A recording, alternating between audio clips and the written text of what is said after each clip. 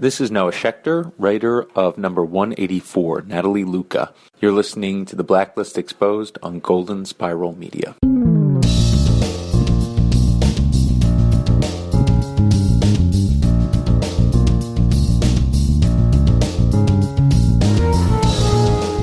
The truth does not matter. It's only about the appearance of truth. Welcome to the Blacklist Exposed. I'm Agent Troy Heinrichs. And I'm Agent Aaron Peterson. This might be my last podcast because it turns out Troy is making 32% more than me, and that quack won't share a dime.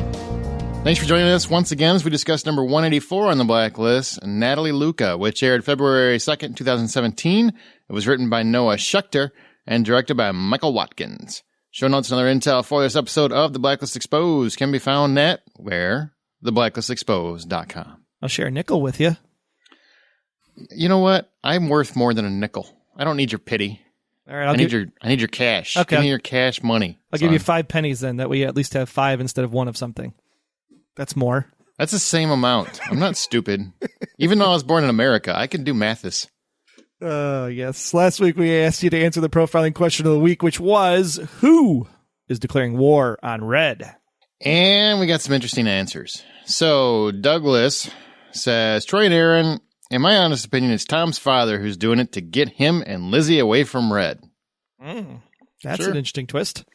Because we all thought that Tom's father was on the respirator in the back room. Maybe he is, maybe he's not. We'll have to wait and see. February 23rd. Unfortunately, I know the answer to that question, but I'm not going to touch it. Exactly. So. Karen said, if anybody is interested in about the last episode and who was undermining Red, I think it's Scotty Hargrave. Remember in the episode, Susan Hargrave, Red killed all of her and during a mission called Project Cobalt. He used it to get in touch with Scotty, leaving a note on a dead body. Well, Red got control of the Cobalt mines in the Forecaster and got the cleaners as a bonus. Red needed means of transporting, so he found the sinking cruise line to do so. Scotty has people like Red does watching her chatter. Remember the mom folding laundry Wendy? Yep. Scotty is still pissed about Red killing all of her people involved and cutting in on the Cobalt scene. Scotty found out, went after Red, stole his money by robbing his Bitcoin wallet exchange. Boom! Intro to redemption. Wow. Karen, you put a lot of thought into that. It fits. I like it. It's cool. I think that She's could much more out. detailed than I am, because usually I'm like, Kaplan, and then I move on. Scotty. Ted says, someone we know little about tied into Red's deeper backstory. Come on, Ted. Yeah. That's easy. You got to give us some names, son. Let's go. Make somebody up. Yeah. Bob. Or how is it tied in the backstory? Shannon said, wouldn't it be cool if it was Katarina in collusion with Kaplan? But it's probably a male, big bad. Usually it's always a dude. What's the deal? Turns out it doesn't sound like it's a dude. Well, they don't get fair equal pay, you know. Oh, boy. We're going to talk about that. Let me tell you. Nancy, Mr. Kaplan, I hope. Barb, yeah. Go ahead. You're going to say something. I was going to, and then you cut me off, so I ignore you. Nope. You paused. Nope. Go ahead. Obviously, you make all the bucks here, so I'm not going to interfere. You go, boss. Barbara said the Cabal. I haven't heard from them in a while. They have been pretty quiet. I'm going to see if I can be just super bitter this entire episode. That's what I'm going to do. I'm going to play Samarra this week. There you go. Ron says one of Hargrave's people. My guess. Okay. Everybody's in the redemption angle. This is interesting. Jennifer said maybe it's Red's real daughter, Bubble Girl, under the guise of her mama Naomi, a.k.a. Carla Reddington. Bubble Girl. For all the crap that they have been through because Red is her daddy who really loves another girl named Masha, a.k.a. Liz. A new, quote-unquote, American Gothic. I like that. That works. And finally, Anita says, I'm going with Madeline Pratt. Red's enemies list is pretty long. In Season 4, Red has made enemies of Miles McGrath and Chris Farnsworth. He also has Madeline Pratt. The families of Alistair Pitt, Renee LeBron, and Marcus Calamari. And the surviving King Sons. Any of those people could have hired someone to destroy Red's empire, but I'm going to guess it's really Madeline Pratt. It sounds like you're just wanting to name everybody, and then, that way you can cover all your bases. Because if this person wanted Red dead, then they would have sent Natalie to kiss him instead of his accountant. It's someone who wants Red's empire destroyed, but him alive? Does Madeline want him to come crawling back to her? That's an interesting idea. That is a great idea, actually, because Madeline would do something exactly like that. Wow. It is. Good answers. Good answers. Good ones. Yep. Thanks as always for the great responses. Question for next week there, Mr. Aaron. Well, we found out that it is Isabella Stone, at least initially. We know it's Isabella Stone. We don't know if there's somebody behind her. So why is Isabella Stone after Red? Is there someone behind her, or does she have her own motives? It'll be interesting to find out, and we'll find out soon enough because everything pays off really quick. So with that, before I lose my cheap faded shirt at the track this afternoon, let's get to this week's case profile.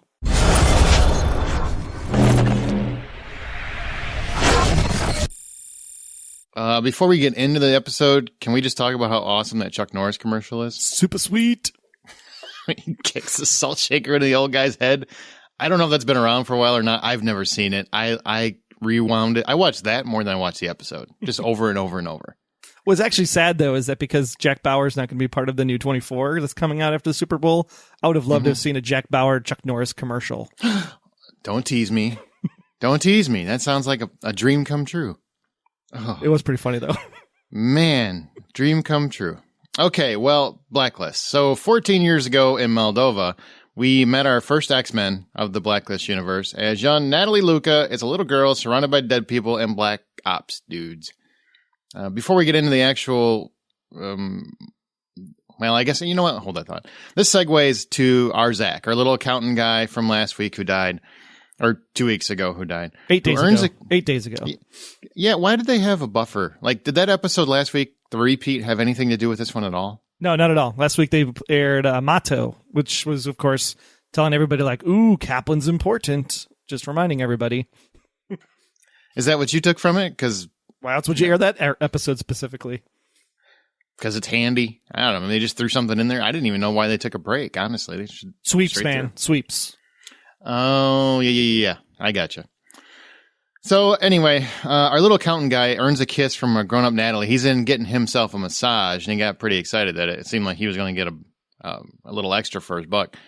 And instead, he got a deadly kiss, which is basically the fastest case of a fatal STD you've ever seen.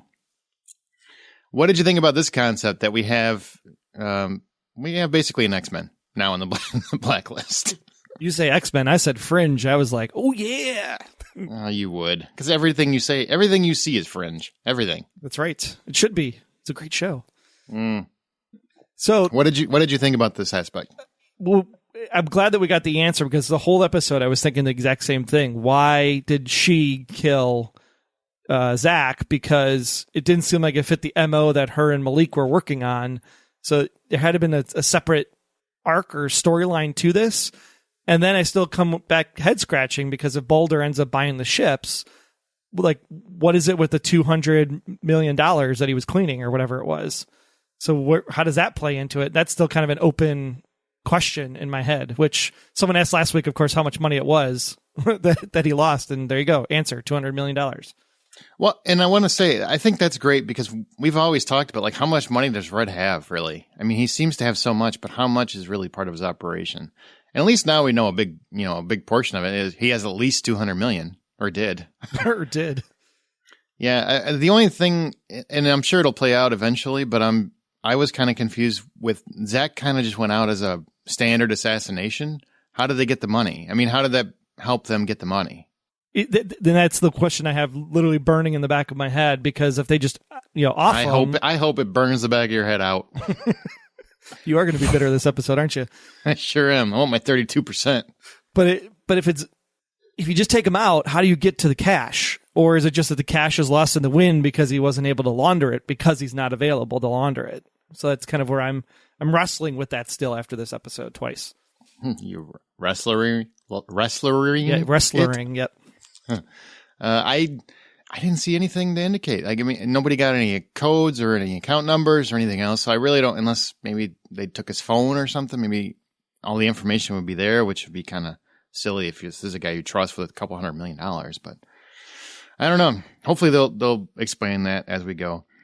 Well, it turns out that Natalie, the adorable deadly kisser, which I would chance it with her. I'm just letting you know. she showed up at my house, I'd be like, all right, I'll take a chance with you. Turns out, was that sad? It felt sad. Well, it depends on how you look at it, because she did play Princess Anna on Once Upon a Time as well. So, see, winner. Turns out she has Luchens disease, which, as far as I could tell, is totally made up. I searched for it on the internet. It's like, why is this not coming up? Is this not a real thing? Are they just making this disease up? I came up with Luchens disease, but not Luchens disease. Yeah, I came up with Luchens a lot, which is similar, but not the same. It's a TV disease, is what I'm guessing. If it's a real thing, then I'm sure somebody will probably tell us, but I could not find any indication that it's a real thing. Well, if it's a real thing and it's not on the internet, then it can't be a real thing, or it's literally like bio level 7 or 8. It's way buried down there in Atlanta. If it's not in Atlanta, the CDC, man. Only Rick Grimes can get to it. Much like everything it's basically Luchens is spread by contact, just like everything in college. And Red offers us a detailed account of Typhoid Mary, which this story plays into leading them to Hawthorne biologics. Man, I can't talk today. Oy, I shouldn't have. That's what happens when you make 32% less. You can't speak as proficiently as someone who makes 32% more. That's why Troy is making so much more than me. Yeah, you can't go back and get your master's or your PhD to have more education to speak more properly. No, I can't get no education. So it leads him to Hawthorne Biologics, who have held Natalie since she was a little girl, basically to poke and prod her. And ultimately what we learn is that they were trying to use her as a weapon, which sounds about right, because that's what we would do. That's what the government would do if we found somebody with this power. What's interesting about it is that were they trying to use her specifically, or trying to harness the disease in some way that they could deliver it as like a weapon delivery system, potentially? Yeah, I'm sure that's what they were trying to do. Yeah, that's the way I kind of took it. A mysterious woman in shady science glasses explains Monique Romaine fell in love with Natalie, took her out of Hawthorne. They actually thought both of them were in a sectioned off house doing experiments, but he was just sending in the results while he was running around assassinating people. The same woman is part of Hawthorne Biologics. Thank you. God, I think I know why I'm not getting paid as much now. So there we have that. What do you think about this whole concept that we have a Romeo and Juliet / science experiment gone awry kind of thing going on here? Well, before we get there, we just have to make sure everybody's following along at home. TV rule number 364. If you ever see a woman with glasses and a ponytail and as a scientist, she's not a scientist. Like, that was telegraphed for me anyway. It was telegraphed. That's a rule? Yeah. Is this in Troy's handbook? Because I've never seen this rule. She came up and she was talking to them, and she's like, oh yeah, they were doing their own stuff and they were just sending reports, and we kept getting reports, so we didn't follow up with it. I'm like, oh yeah, she's a bad person. Like, telegraphed all the way through for me on that one. What they should have done to cap it off is her take her glasses off as soon as the wrestler walks away, throws them in the garbage, takes the ponytail out, and walks and looks like Robert Patrick in Terminator as she walks away. I was kind of hoping she was actually going to be the big bad. Like, she was, instead of the guy that they handcuffed and captured that was kind of demanding, I was hoping she was going to be the CEO, because that would have been a cool twist. It would have. I mean, why would that have been cooler? Because she's a lady? Well, yeah, because you have the whole equal pay conversation thing that was starting. Granted, we didn't know where that conversation was going, but at first you were kind of, oh my gosh, equal pay. Are we talking about that right now in this episode? I know where it was going. Nowhere. That's where it was going. And then, so it would have been cool to have that twist of having a strong female in the head of a CEO, especially of a government contracting position. That would have been an interesting twist. Instead, she was just the lackey, unfortunately. I don't know if she was a lackey, because she had the attention pretty quick of the CEO. I mean, real quick. Mm-hmm. So I think she's a little higher up than you thought. That's because she was in charge of the weapon, and he was concerned about the weapon, not about her. Maybe, but she got his ear pretty quick, and he was all ears on everything she had to say. I think she's a little higher up, but we'll find out. Maybe she'll come back. Maybe this Hawthorne Biologics, you know what I'm saying? We'll come back. Right. Yeah. So Malik and Natalie, and why are you changing the spelling in the format? I don't care how I spelled it, Troy. It still sounds the same. So you could actually say it right. I'm saying it correct. Malik. Shut up. Nobody likes you. You guys don't see this, but behind the scenes, Troy is messing with the format, and I don't appreciate that, because I like to spell things wrong. God. Malik and Natalie have been doing private research, which is paid for by assassination and robbery. Because sure, why not? They're in love. I know. Here's the thing. They're in love, and I know we're supposed to be sympathetic. And I was a little bit. I kind of like the whole little poem that they have going on between themselves. But then I remember that they're randomly killing people, and that sympathy just went away. Wrong or not wrong? I mean, are you with me, or are you kind of like, oh, no, I understood why they were randomly killing people? But they were randomly killing people so that they could get away from Hawthorne, ultimately. It would have been different if they were killing people for Hawthorne. Then it would have been a bad situation. But they were doing what they had to do in order to stay one step ahead of Hawthorne and save themselves. It's nothing different than what Red or Liz would have done maybe early season 3. So if, say I am in the really real TV world and the government is after me, it's okay to kill people as long as I'm doing it to get away from somebody darker than me? That's your rule? Yeah. Is that rule 382? That's 387. That's a goofy ass rule, man. I mean, I'm just saying that their idea was we're going to have to kill people to get some money. And, you know, the security guards were innocent guys. They didn't do anything. They were just security guys. I mean, I didn't see anything nefarious with them. And yet here she is kissing them and killing them.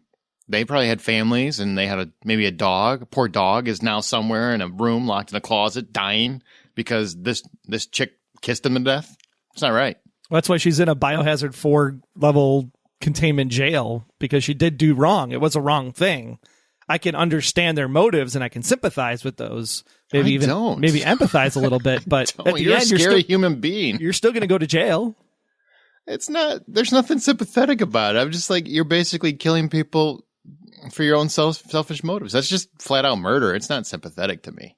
I think the challenge I have with it, though, is that they were killing people so that they could actually inject Malik to become like Natalie. So now you have 2 super weapons. If they would have been killing it so they could have cured Natalie, yeah, then it might be actually okay at the same time. Here's my perspective. I like that. I thought it was like kind of a cool story element.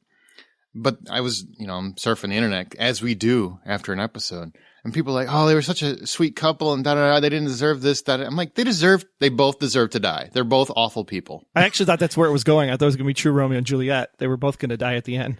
Except Romeo and Juliet are sympathetic characters. I feel sympathy for them. I feel no sympathy for these guys, except for, I think, Elizabeth Lale, who plays Natalie. She was on a show I watched called Dead of Summer, which was right up my alley. If you never saw it, check it out.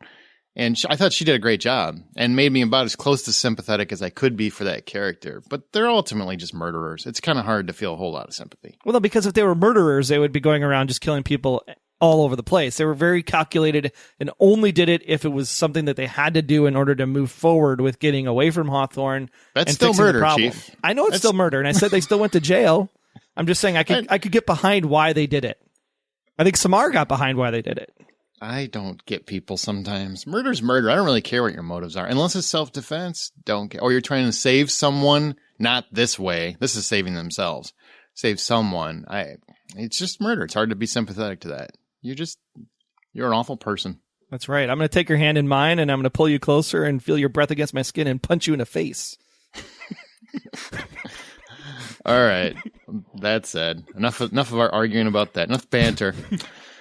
I did love the concept, though. I thought it was really cool. It was kind of a different twist on a normal Blacklist. Not sweet, cool concept. It wasn't sweet. No, the poem was awful. But the poem was sweet, though, because they kept saying this poem, and it was all like in the future tense. And then when they got to the end, it was in that present tense. It was like, oh my gosh, like pull your heartstrings, even if they were murderers and selfish people. Mm-hmm. Thank you. Now we're on the same page. The doctor with the awesome Irish accent, I didn't catch her name if she said it, I'm sorry. She explains to Ressler and Samarra that Malik was trying to replicate Natalie's enzyme so that he and she could be sexy and infected together. I guess that part's kind of sweet. That is super sweet. I'll tell you, Malik, I love some special people in my life, but I'd be totally okay letting them walk. I don't really need a disease to hang out with you. I'm sorry. We can Skype. We can Skype and watch TV together. That's about as far as I want to take it. We should call out that we did put up a post to figure out what would be the shipper name for these two, since can't really ship them anymore since they're dead, or at least one of them is. But Natalie was the winner. Natalie Natalie. That is the thing now. We have to have a shipper name for every single couple, right? I was shocked that it wasn't coming out on the Twitters during the course of the show. And I was like, hey, nobody came up with a shipper name. So we voted, and Twitter and Facebook polls all agree that Natalie is the winner. What is the one for Red and Katarina? Is it like Catared or something? No, Ratarina. Ratarina? All right. Curious. Well, ultimately, the last attempt goes wrong. The FBI stops Bonnie and Clyde, shoots Clyde in the gut. They have their last little Romeo and Juliet moment, and she feels bad for killing everybody. Yes, she did. She killed everybody. Well, I'm glad she finally felt bad for it. Good for her. She's remorseful. She didn't want to do it. It's so funny. She's sitting there going, I feel so bad for everything I did. I'm like, did you? Because you killed those poor security guys, man. Hey. All I'm thinking about is Poochie sitting at home, waiting for their boss to come home, their master to come home. They're just going around in circles, can't figure out how to get out of the house, and they ultimately starve to death. That's what she caused. That poor dog. Too much? Too far? We'll hope there's some security guards at home that are watching and understand now that if a sorority girl comes up and wants to kiss you, that you say no. Your public service announcement, courtesy of the Blacklist. I'll be honest. If she came up and won, I'd probably let her. Yeah, I'd be okay too. I get it. Characters. Let's talk about characters. We always break it down by, the initial plot and then well, you know what? I haven't even asked you. What did you think ultimately of this episode? I love the carry forward. It seems like it's one giant story. And if that's what we're going to be doing here throughout the course of these last few before the Blacklist takes a break on February 23rd, I like to see that we have this one giant narrative that's flowing into each other. So overall, I found the episode entertaining. I was engaged with every beat. Surprised to see that Baldur Magnusson is actually a real person. The Romeo and Juliet portion of it, I absolutely fell in love with. The fringy stuff was totally spot on. Probably one of my favorites of the season so far. Yeah, I loved it. I thought it was great. I didn't have any sympathy for the for the murderers, but I've already covered that at least 6 times. But I really loved the episode. I thought it was a fun concept, engaging villains, and the subplots were actually interesting without being too predictable. So that was good. It was a good time. One of my favorites of the season as well. Although I think, was it the last? Which one was the last one? The heist one with the harem. Yeah, I think it was the one. Which one was? I think it was the one before that one that's my favorite so far. The forecaster? Maybe. I'll remember by next week because I've had a really, really long couple weeks. So yes, you have. Busy. All right, let's go to our characters. Tell us about the music, Troy. Yes, Nosian's number 1 from Ronan O'Hara plays over the Romeo and Juliet like liners between Natalie and Malik, or Natalie. Both times they said it actually played the first time and when Malik was passing away. And then as Whitehall was arrested, Natalie returned to the quarantine prison, and Samarra informs Aram she knows that he gave her the 16% difference in pay. We hear Jose Gonzalez's heartbeats to finish off the episode. Missed opportunity, because I want to tell you what I honestly think. If you're going to play a song called Heartbeat, the go-to should always be Don Johnson. That's a good Really? call. Yeah. If you're going to do it, man, go for it. Just balls out. Let's go. All right. And if you've never heard that song, do yourself a favor and hop on YouTube and find that video. That Don Johnson Heartbeat video is glorious. It's an 80s icon. That's what it is. Cooper and Wrestler do hardly anything. They have very little to do this episode except exposition. The big part being Cooper saying that initially he will not help Red, and then ultimately by the end of the episode, of course, we end up helping Red. Did you get anything more from either one of these that they really didn't have much to do except a couple exposition moments? I like at the end of the episode when Red and Cooper are chatting, and then the fact that Red actually says that he's actually sorry for putting Cooper in the position. Yeah, that was a good moment. And he actually says Harold, which means that of course they've been friends for a really long time. I'll give you that one, Aaron. Just throwing it out there for you. Wait, what did you just do? Did you just pity me? I did. I said yes, you're right. They've known each other for a long time. That's why he said Harold instead of Cooper. It's almost like Red could not possibly be a woman, right? Maybe.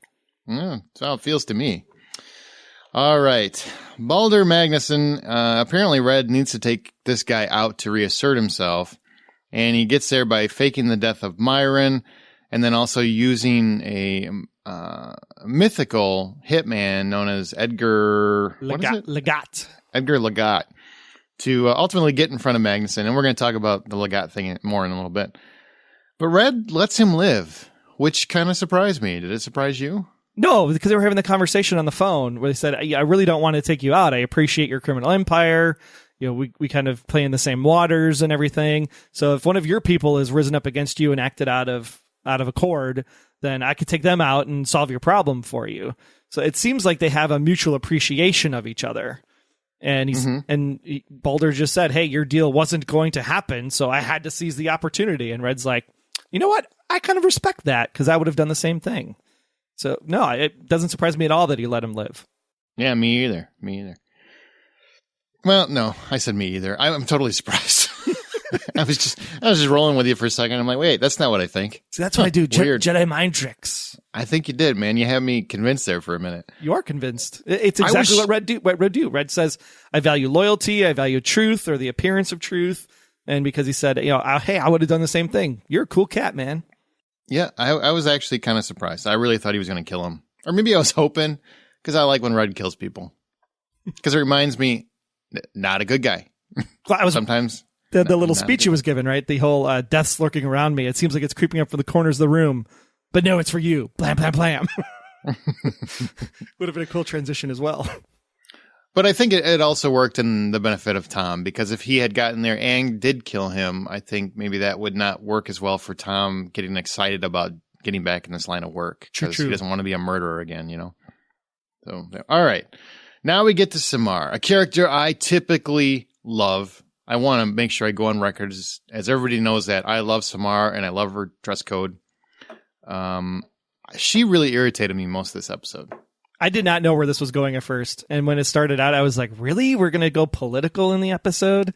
This is so not Blacklist. Like, what's going on here? I didn't like it. She starts the episode whining about Aram making 32% more than her. Okay, so she's upset about that. And really snotty. Like he had anything to do with it. Right. Which I thought, that's really just crappy on her part. Because, she shouldn't be bringing it up to him. She should be bringing it up to Cooper. Because that's who she had the issue with. Now, I realize that she vents and she feels comfortable with Aram. But that's a really selfish thing to do, I think. And it seemed, to me, kind of against character. Well, and she didn't do it in front of Aram. She did it in front of everybody in that first scene. I mean, but she did. But, I mean, she was focused on Aram. She was talking to Aram at the time. But when she told him, she blurted it out to him, But at the beginning, when she was like, "Oh, maybe it's worth your time, but it's not worth my time." Oh, yeah. In front of all your coworkers, like, what is that directed at? And then when you find out what it's about, you're like, "Really? That's where we're going with this?" Of course, it plays out in the end, really, really sweet, like, and we're all like, "Aw!" But it was interesting to see it kind of flagged in the beginning of the episode. I was like, "Whoa, okay, that's different." Yeah, it plays out sweet like in terms of from Aram's perspective, because he does everything we want our hero to do, even though I don't see any reason why he should have done that. I don't think, that's not a mountain he needs to climb. You know what I mean? That's her issue, not his. And even though the brown faces joke was really hilarious, I got my check because we both have brown faces.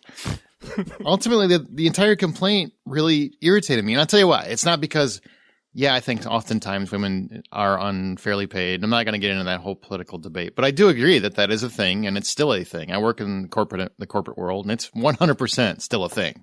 Absolutely. You owe me your nickel back, by the way, for using my trademarked 100%. You can have it. And I'll give it to you in pennies, because apparently that's how we do things. We break it up into smaller pieces to make it look like more. That's America's way. So anyway, I know it's a thing. So if you're sitting there going, it's really a thing in the world. Oh, I absolutely know. I think it's unfair and it's crap. But here it didn't apply, because I just want to point out, Aram saves everyone's ass more than everybody on the task force combined. He should make more than Cooper as far as I'm concerned. True.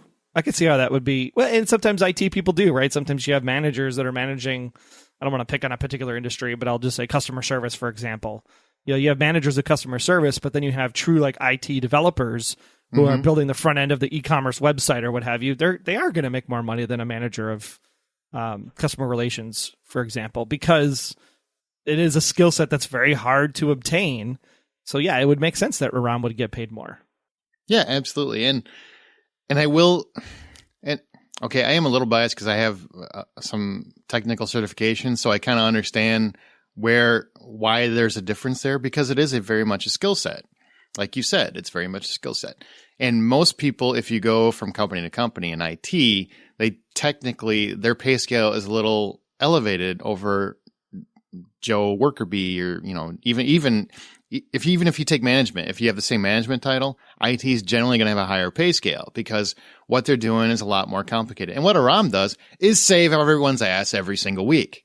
So even though she does get shot at, he's performing more. So I had no issue with him making more than Samarra or Wrestler for that matter.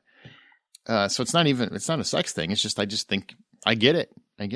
But how she reacted just didn't feel like the character to me. It just felt like whining. It really did. It did. It wasn't the strong, assertive.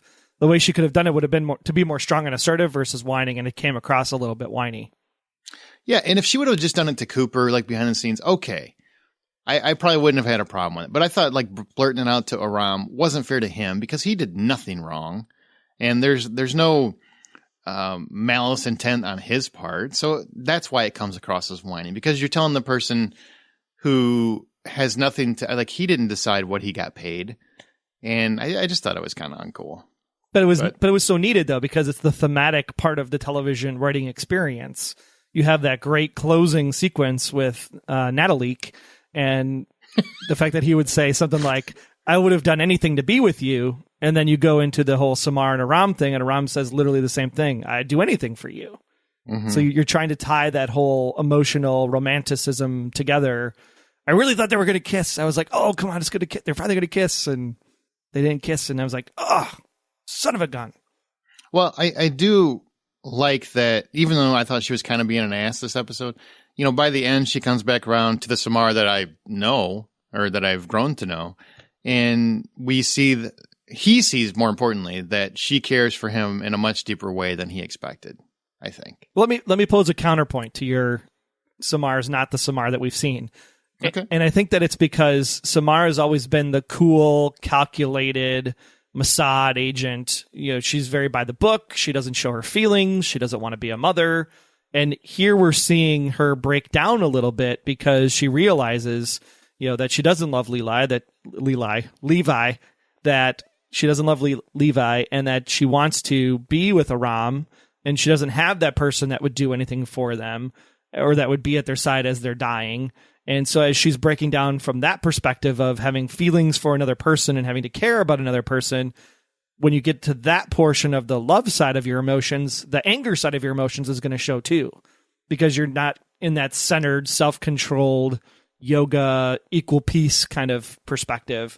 So that's why I think she has the blow up perspective in this episode, because she has her soft feelings coming out, so her angry feelings are going to come out too.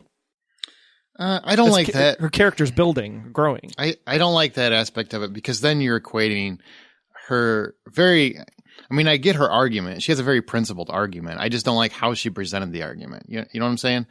I think by presenting it the way that you said, you made it more of an emotional thing. And I don't think that's what it is. I think it's a principle thing.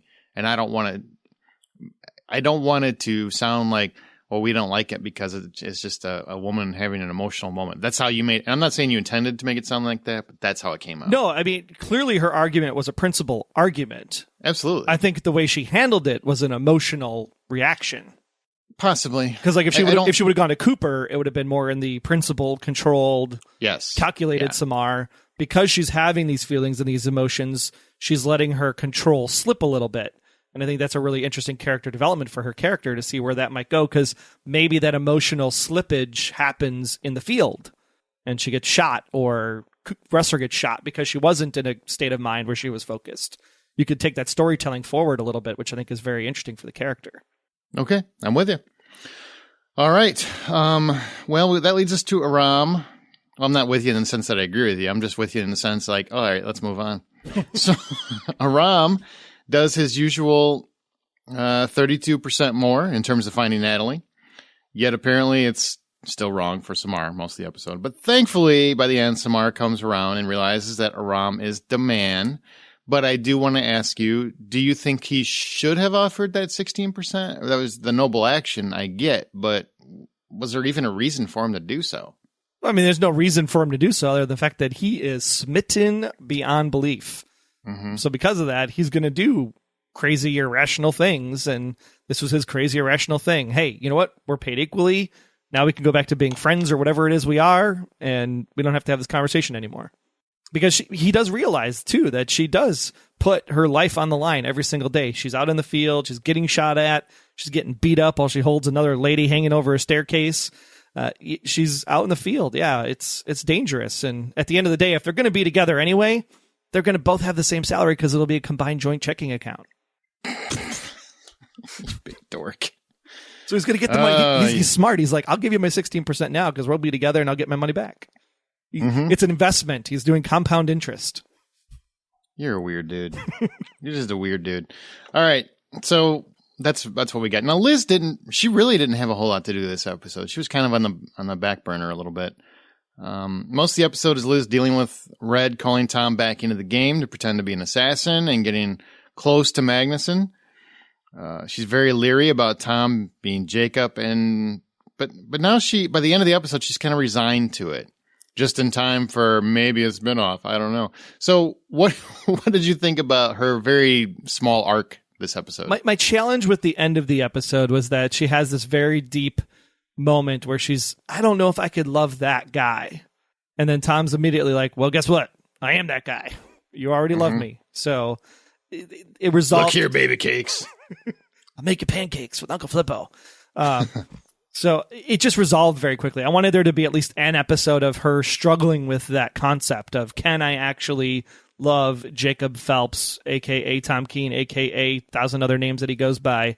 Could she resign herself to the fact that that is who he is, and she actually does love that person versus loving Tom Keene, the primary English school teacher version? So right. It resolved a little bit too quickly for me. I would have liked to have seen that at least drag out 1 or 2 episodes up until the finale, and then she could resign. Yep, it's all good. I do love you. Go be with your mom. I like it.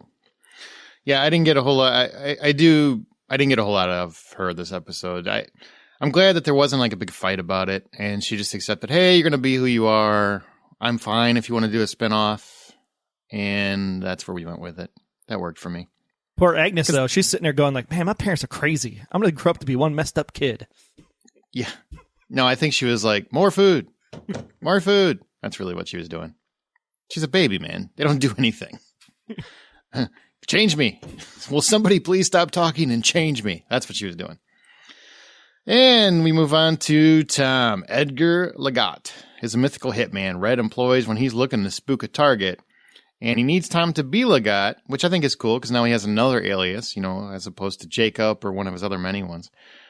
So, and the point is that Magnusson will hire Tom to kill Red, but also get Red in the door to talk to Magnusson. And also, Tom ultimately uses the fork in an awesome manner. That was which so I thought cool. Was pretty cool. Like that, I think the fork was a distraction, but didn't cause any permanent damage. Got the gun. That worked out well. So what do you think about this whole plotline with Tom? Because to me, it smells by the end like he's on a path to, let's say, redemption.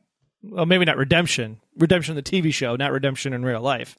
Yeah. But yeah, that's what I meant. Yeah, I know. That was the subtle context, jackass. But they're not going to get redemption if they keep doing what they're doing, even if it is to help the rich, the poor, tired, the huddled masses yearning to be free. But I want to go back to the Lagat thing, because that was cool. Red says, I just make up people's names to scare people. And they're really not actual, really people. So now you have this whole other complexity of Red's organization and Red's underworld to go, okay, well, how many of the people in these stories that he's talking about through the Red's rhetoric stuff, how many of those people are real people? Because now you don't know if he's telling a truth or a lie.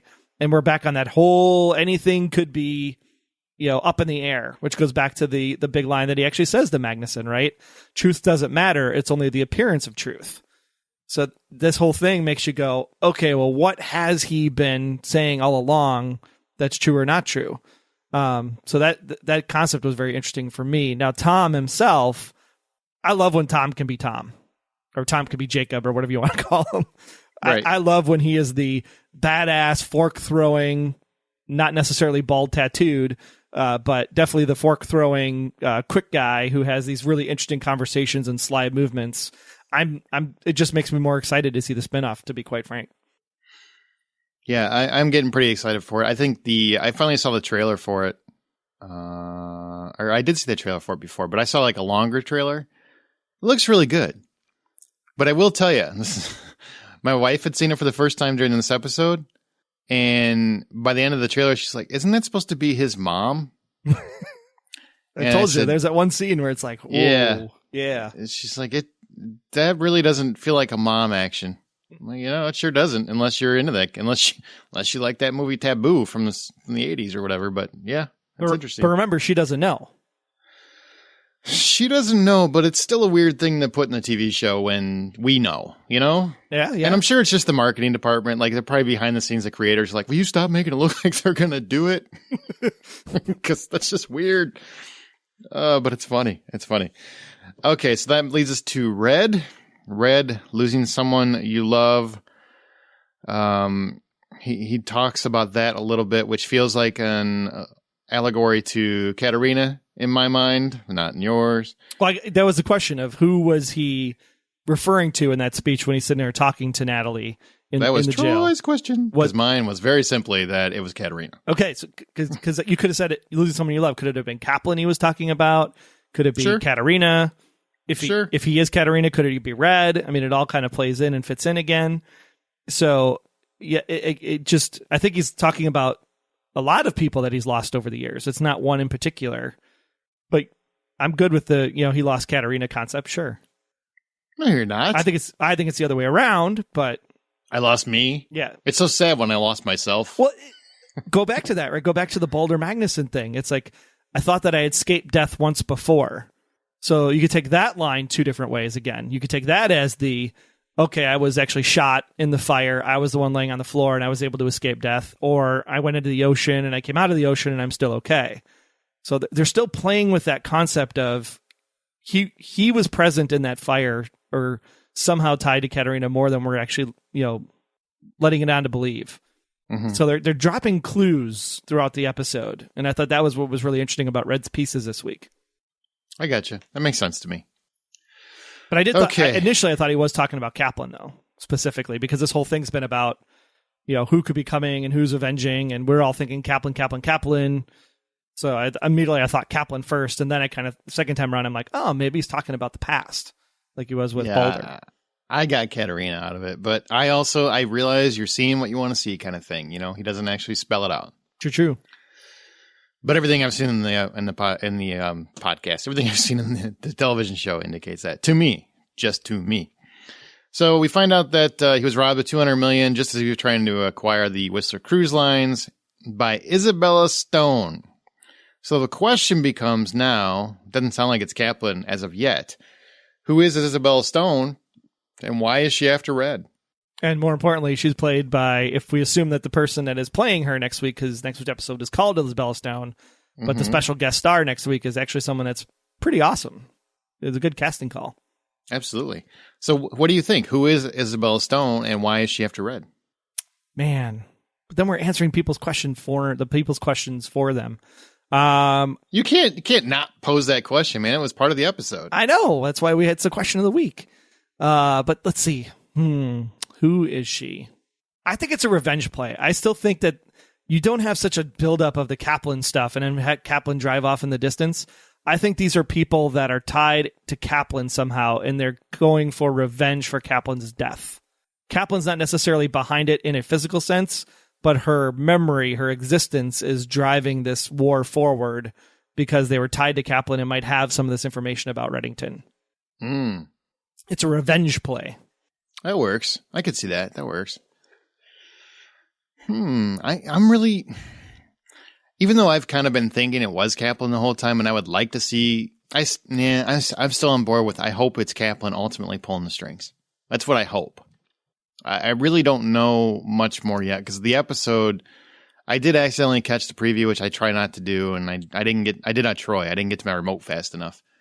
I need to be more of a ninja when we get to the end of the episode. But I'm not going to allude to any of that because I don't want to ruin it for anybody that hasn't seen it. But I just feel like I don't have enough information yet to make an informed opinion, but I still, as of now, want to say that Isabella was hired by Kaplan to be her face and take out Red, or get Red's attention, maybe like hold that money hostage to get his attention, so he has to listen to her or something like that. Gotcha. So same kind or maybe because she's so pissed, she's gonna, just ruin him from afar. Could be. So same kind of concept. You're saying more direct involvement. I'm the indirect involvement. Okay. Sure. I don't know where you went with that, but it gave me a headache. So yes, we'll just go with yes.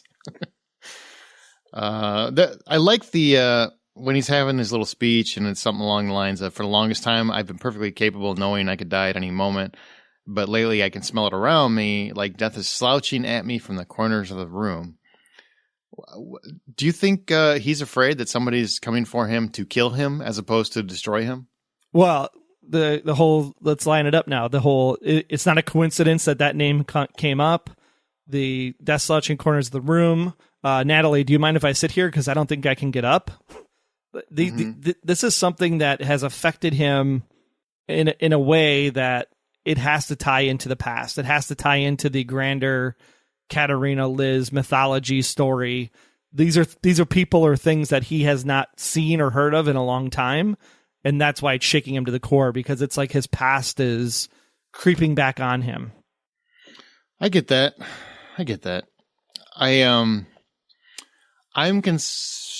I wonder if he's just ultimately tired. Just tired of all of it. You know what I mean? Of the constant threats and fears and everything else. I mean, that could be what he's implying, right? Could be. Yeah, absolutely. Yeah. I don't know. I'm kind of curious where they're going with that. It feels like there's more to that conversation than we know yet. It just feels like maybe he's getting to the point where he's tired of fighting everything, and he knows that his time is coming. Or ties into Liz in some way, where he's been doing so much to protect her. And even with Kirk out of the picture now, we think, based on what we were told on the finale from the fall, that no matter what I do, there's always something that's pursuing Liz, or something that's always pursuing me, being able to protect Liz. And like you said, maybe he's just tired. He's just worn out at this point. Okay, sounds good. You know what's funny? I think that's it for the episode, unless there's something else you want to talk about from it. No, I mean, the maybe there's some subtle hint about the whole Malik and Natalie working together, killing people because they had to kind of thing. Maybe that ties into the Red and Katerina relationship. Maybe there's a thematic thing there that we should be looking at. Yeah, I mean, this was an interesting episode. I think there's a lot of subtext here that if we go back and watch it again, you'd be able to piece some stuff together and place it into the overall mythology, and maybe pick something up that we haven't touched on in this episode. I could see that. Maybe like, maybe the allegory is Red and Katerina, because Katerina was a spy and infiltrated his life, and then he tried to get closer to her by becoming a darker person himself, that sort of thing. Mm-hmm. And then that ultimately led to death. So maybe there's an allegory there, possibly. Specifically, the man dying and the lady being alive. Wink, wink. That's specifically your allegory. You can flip that, Chief. So I don't see that at all, and I don't care to, ever. Now, do you think that Natalie could come back? Would you like to see her come back? Oh, I'd love to see her come back. She's a great actress. Loved her. She did a really good job. Loved her in Once Upon a Time. Loved her in this. You loved her in the movie she had done. No, TV show. Dead of Summer. Dead of Summer. Yeah, it's kind of like a Friday the 13th-ish mystery murder, 80s horror kind of homage. It was good.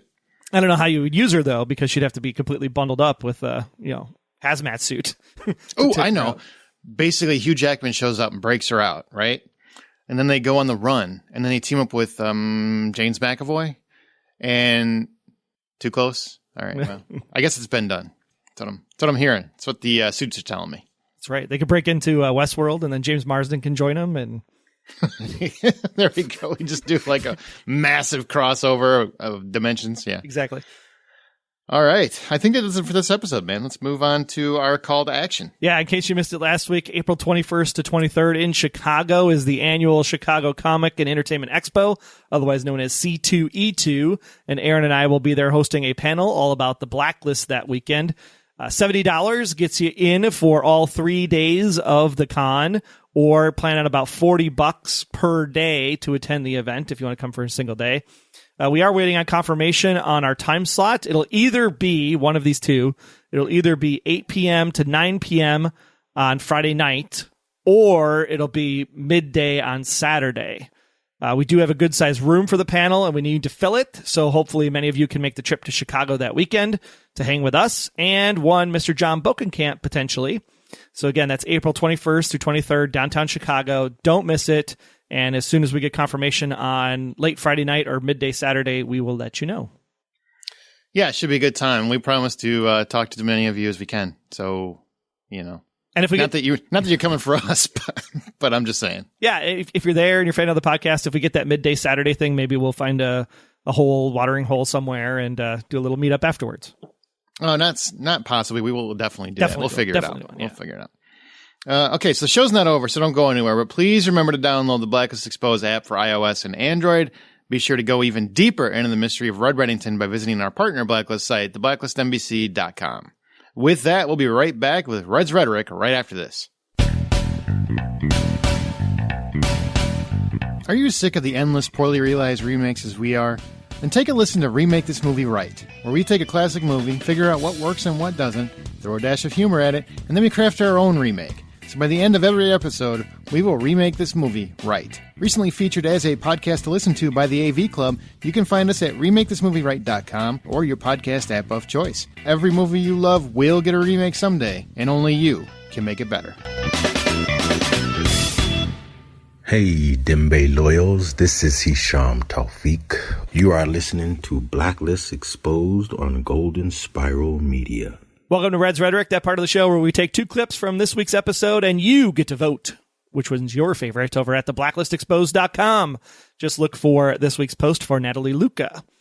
Last week, you all felt that you could brave the cold winters of Wisconsin as Red Dog won with 88% of the vote. This week's first clip comes when Red talks about ladies who bring death. I've reviewed the case file you sent. And you've got something? You know, many ancient cultures shared a common figure, a god or demon who brought disease to humanity.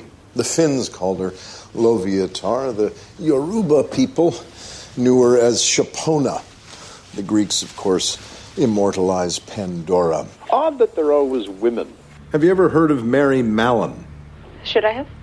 She was a cook for the New York elite in the late 19th century, when an alarming number of high society swells came down with typhoid fever. A research scientist traced the outbreak to a woman with the rare ability to carry the disease without suffering its effects or exhibiting any outward symptoms, earning her the name Typhoid Mary. Correct. You're looking for an asymptomatic carrier of Luchens disease. To find your suspect, you need to know when and where was the outbreak that she survived. And hurry. There's a reason the plague bringers were the most feared among the ancient deities. The second clip comes when Red talks to Baldur about boat rats. You said something before. The truth doesn't matter. That the only thing in this world that matters is just the appearance of truth.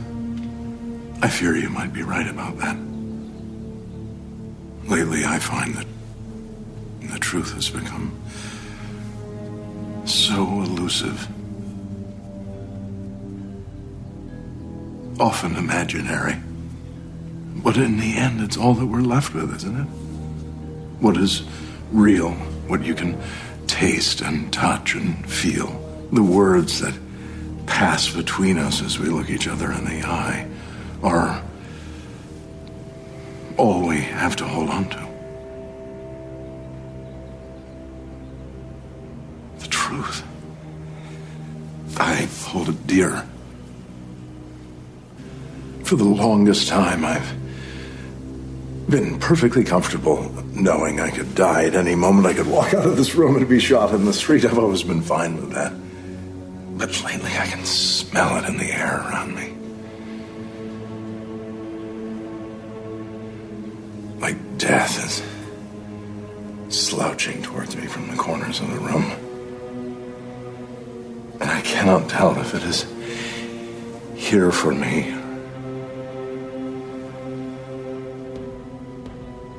Just an echo of the past. If you're interested in the goddess of death, vote hashtag Red Mary. Or if you think it is slouching in from all corners of the room, vote hashtag Red Death.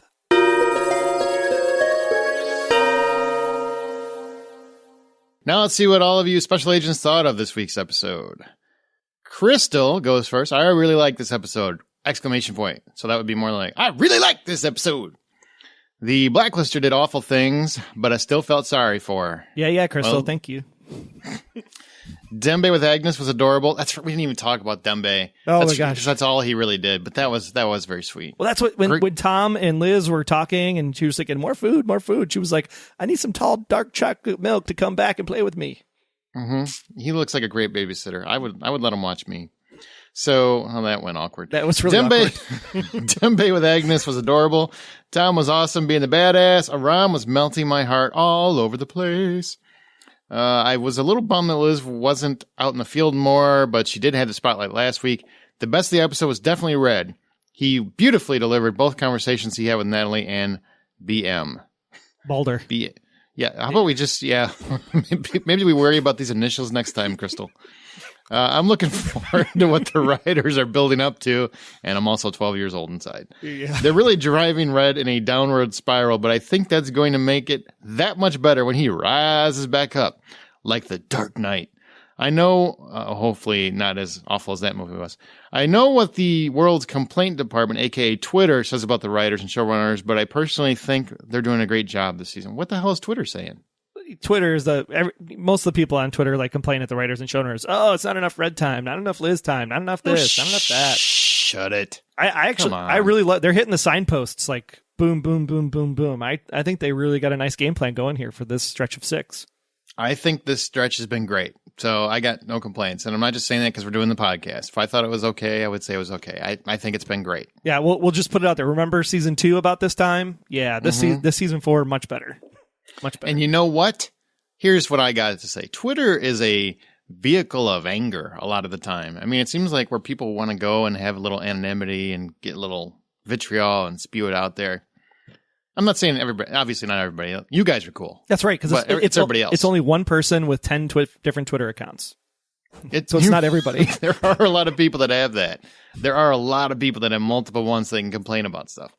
So yeah, that's too bad. I don't see that because I ignore a lot of the negativity because I get tired of it. There's enough of it in the world. I don't need any more. Not on my shows. It's true. Priscilla. Yeah, I got your name right, Priscilla. That's right. The beginning of the episode that had season 1 feeling to it. I was grossed out by his breakout, and it's been a while since I've been grossed out by the show. LOL. Loved Aram's ringtone. Quack, quack, bitch. We didn't even talk about that. Oh, that was so funny. Overall, great episode. So now, how much of a big bad Isabella Stone must be that Red can't even move? Quaking in his seat. Yeah, I like that. That was a good touch. It's apparently someone he is very, very afraid of. Kara, so did anyone else find the Typhoid Mary Blacklister ironic since Liz was a plague carrier? It's true, she was for a while. I mean, she didn't cause instant death. Well, what's his name? The senator. She killed the senator at the end of season 2 by touching him. Same kind of concept. With a bullet. Oh wait, that was Tom Connolly. Right. It was after. Yeah, it was after. You're all right. Tiffany said, Saram kind of won the night. Yes, Saram. Hashtag. Apart from that, I want to know what Natalie kept quoting to each other. This is Troy's thing. They were quoted, I'll take your hand in mine, and I'll pull you closer, and I'll feel your breath against my skin, and I will kiss you forever. And then the final time they said, I take your hand in mine, and I pull you close, and I feel your breath against my skin, and I kiss you, the two of us forever. Aww. Lori on Angry Twitter said, Let me see. Amir and Mozan have me shipping Saram so hard, I'll do anything for you. I know. Oh, it's kind of like a Han and Leia moment. Totally. I know. And Paula said, I may have gotten dust in my eye in that last scene with Samar and Aram. Hashtag Aram-dorable. It trends. We gotta call Amir and get shirts made. Yeah. You're welcome. That's what I got to say for that. Nate, I think this is the last one. Nate. Wow, Nate, you did a thesis here. Wow. That's all I could say about this episode. Wow, wow, wow. You know, that would be true, but he continues. This episode is in my top 5 of the Blacklist episodes. Wow. Huh. Wow. I'm going to get my composure so I can share my thoughts. From the opening to the different subplots leading to that final moment of this episode was so stinking. Wow. Samarra and Aram wrestling with equal rights and equal pay came right out of the headlines, especially after Samarra said she's the one that gets shot at. I loved how Aram handled that situation. Samarra's response at the end showed another level of depth in her character I didn't think she had. For Mojan, I say bravo. I think we've seen Tom's possible entry point for redemption in this episode. Tom fit into his role with great ease. I thought it was so good. Red's hunt for the killer of his accountant was great. His quiet desperation to stem the bleeding from his loss and using an elusive assassin in order to catch his prey was great acting. Jane Spader is like a fine wine. Our Blacklister of the week and her star-crossed lover were great. That opening scene was jaw-dropping, and it continued all the way to the end of the episode when we find out who Red's nemesis is. Red's reaction was amazing. He was shocked and left breathless. We rarely have seen him like that. Isabella Stone must be incredible to leave Red in that state of disbelief. I can't wait to see the rest of the story unfold. Yeah, I'm trying to think if Isabella Stone is going to be the actual actress in next week's show, or if Isabella Stone is just a name that's thrown out there like Legat. And maybe this actress that's in next week's show is actually somebody else. You keep teasing us, man. It's not cool. It's not cool. It hurts me. Just wait for the actor that's coming in 2 weeks. I already know who the actor is, and the actor is really good. So. It's really, really good. Great way to finish it up, because that'll be the February 16th episode. So yeah, there's 2 more before we go to redemption, right? There's 3 more. Isabella Stone. Don't tell me. Then the next one with a really cool actor, and then there's the 2-parter, which is the Blacklist at 9 and Redemption at 10 on the 23rd. Oh, are they connected, or is it official? I don't know if it's connected as in a crossover event, like one rolls into the other like a 2-hour show, or if it's just that they're going to air the mid-season finale of the Blacklist and then air the second episode of Redemption, since we technically had a pilot last season. And I assume what we'll do for that one is we'll cover the normal Blacklist, and then we'll just kind of touch on the pilot. Yeah, we'll touch on the pilot a little bit. Yeah, and then as we mentioned, we'll come back after the break, April 2 weeks before April 20th, whatever that is, April 5th, 6th, and we'll do a first half of Redemption. Then we'll do a second half of Redemption, and then we'll move right into the original podcast again on the 20th. Boom, boom. All right, well, that's going to conclude this episode. Be sure to follow us on Twitter, guys, at the Blacklist GSM, where we have positive reinforcement on our Twitter. We do. We don't hate people. And we also live tweet during the East Coast feed, and we use the show's hashtag, The Blacklist. Don't forget to follow us on Tumblr, Instagram, and join the Facebook group as well. Just search for The Blacklist Exposed. Talk about the show, the podcast, or give us your best Spinal Tap impression. Do it for Natalie Luca. Their love goes to 11. You are such a dork. My God, you're such a dum-dum. Yeah, and I want to say before we close this bitch out, I want to say there is so much in the news and headlines today, so much and everything that's going on. It's making my head spin. Guys, stop watching the news and just watch more Blacklist. It's better for you. It's better for the soul. There you go. That's all I wanted to say. You can also subscribe to the podcast in iTunes or listen from the website. But if you're really on the go, make sure you download our app for iOS and Android, powered by Spreaker. You can also find all the intel and analysis about this episode for Natalie Luca by visiting theblacklistexposed.com. Big thanks for listening. Don't forget to answer our profiling question, which is, why is Isabella Stone after Red? We'll find out next week. Toodles. See you, bye. Until next time, I'm Agent Troy Heinritz. That's at Troy Heinritz on Twitter. And if you want to learn more about me, just visit, about.me/Troy Heinritz. And I'm Agent Aaron Peterson. You can hear me talking about movies and TV on the Hollywood Outsider podcast, as well as Remake This Movie Right. We are available at thehollywoodoutsider.com or on Twitter at H_outsider. Be sure to subscribe, download the app, submit your feedback, but most importantly, keep yourself off of the Blacklist.